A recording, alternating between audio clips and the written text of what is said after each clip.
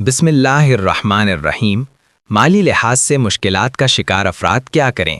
مالی مشکلات انسان کی زندگی کا ایک عام امتحان ہے۔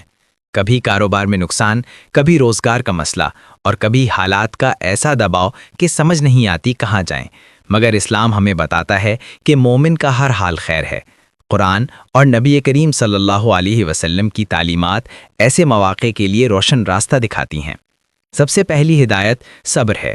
اللہ تعالیٰ فرماتا ہے ان مع العسر یسرا کہ مشکل کے ساتھ آسانی ہے، یعنی حالات ہمیشہ ایک جیسے نہیں رہتے۔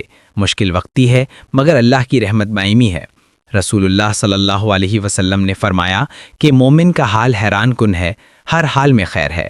اگر انسان مشکل میں صبر کرے تو یہ بھی اس کے حق میں خیر ہے۔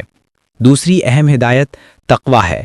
قرآن کہتا ہے جو اللہ سے ڈرتا ہے اللہ اس کے لیے راستہ بنا دیتا ہے اور اسے ایسی جگہ سے رزق دیتا ہے جہاں سے اسے گمان بھی نہیں ہوتا۔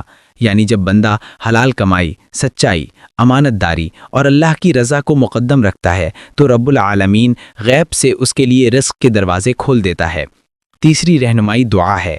نبی کریم صلی اللہ علیہ وسلم نے بہت سی دعائیں سکھائیں جو تنگ دستی دور کرنے کے لیے پڑھی جاتی ہیں۔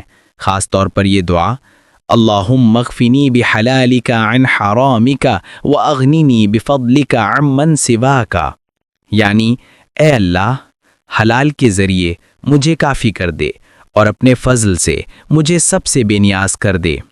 چوتھی ہدایت صدقہ ہے۔ بظاہر لگتا ہے کہ دینے سے کمی ہوتی ہے مگر اسلام بتاتا ہے کہ صدقہ مال کو بڑھاتا ہے۔ رسول اللہ صلی اللہ علیہ وسلم نے فرمایا کہ صدقہ مال کو کم نہیں کرتا۔ جب انسان اپنی تھوڑی سی رقم بھی اللہ کی راہ میں دیتا ہے تو اللہ اس کے رزق میں برکت ڈال دیتا ہے۔ پانچویں نصیحت امانت داری اور محنت ہے۔ نبی صلی اللہ علیہ وسلم نے فرمایا کہ اللہ اس شخص کو پسند کرتا ہے جو محنت سے کماتا ہے، جو سستی دھوکے اور حرام سے بچ کر رزق تلاش کرے، اللہ اسے کبھی اکیلا نہیں چھوڑتا۔